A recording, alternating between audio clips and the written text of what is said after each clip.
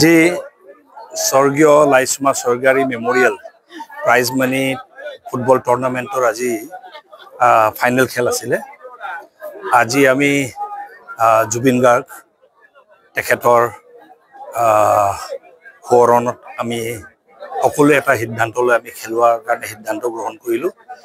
সঁচা অৰ্থত চাবলৈ গ'লে আজি হাজাৰ হাজাৰ দৰ্শক 20,000তকৈ অধিক দৰ্শক হৈছে খুব সুন্দৰ খেল হৈছে আৰু এই সুন্দৰ খেলত ফাইনেলত 5 গোল দি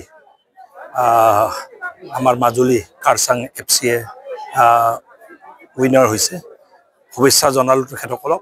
আৰু খুব সুন্দৰভাৱে ইমান মানুহ তাৰ পাছতো সুন্দৰভাৱে পৰিচালনা কৰাৰ কাৰণে সিমেন্ট চাপৰি আমাৰ ক্ৰীড়া সন্থাৰ আমাৰ কাৰ্যকৰ্তা আৰু মুৰব্বীসকলক ধন্যবাদ জ্ঞাপন কৰিছো আশা ৰাখিছো খেলবোৰ এনেকৈ আগুৱাই যাওক আৰু আমি আজি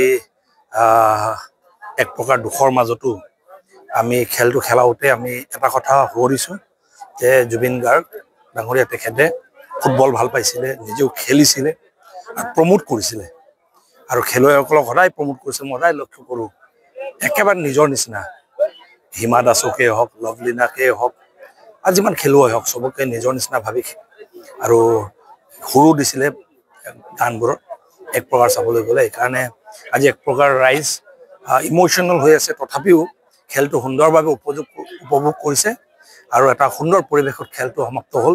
আশা ৰাখিছো অহাবাৰ ইয়াতকৈ ভাল খেল হ'ব খালি আমাৰ এটা সৰু এটা আমি সমস্যা দেখিছো এই ফিল্ডটো জোৰাগৈ নাই আৰু ফিল্ডটো যদি আৰু ধুনীয়া ডাঙৰ হয় আমি তেতিয়া ইয়াতকৈ আৰু দৰ্শক পাম এটা পৰিকল্পনা আমি ক্ৰীড়া সন্থাৰ লগত সিমেন্ট চাপৰি ক্ৰীড়া সন্থাৰ লগত যুৱ সমাজৰ লগত আলোচনা কৰি আছো নতুনকৈ তাতে আমি এই আপোনাৰ পলিটেকনিকৰ ওচৰতে এটা নতুন ফিল্ড ডেভেলপ কৰি আছো তাত যদি আমি ডাঙৰ ষ্টেডিয়ামটো কৰি ল'ব পাৰো আমি মুখ্যমন্ত্ৰী এবাৰ আহিব মুখ্যমন্ত্ৰীক আমি দাবী কৰিম বুলি আশা বা আমি অনুৰোধ জনাম বুলি আশা ৰাখিছো যে এটা ষ্টেডিয়াম হওক তাত আৰু সেই ষ্টেডিয়ামটো जुबिन गार्गर নামত আমি নামকৰণ কৰি খুব ভাল ফুটবল ষ্টেডিয়াম এটা যদি কৰিব পাৰো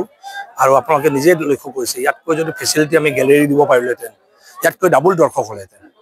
আৰু খেলত যদি আমি মানুহখিনিক জড়িত কৰাব পাৰো নতুন প্ৰজন্মক জড়িত কৰাব পাৰো আকৰ্ষিত কৰিব পাৰো তেতিয়া এটা ড্ৰাগছ মুক্ত আৰু এটা সুন্দৰ সমাজ আমি সুস্থ সমাজ সুস্থ যুৱ মানসিকতা আমি গঢ় দিব পাৰিম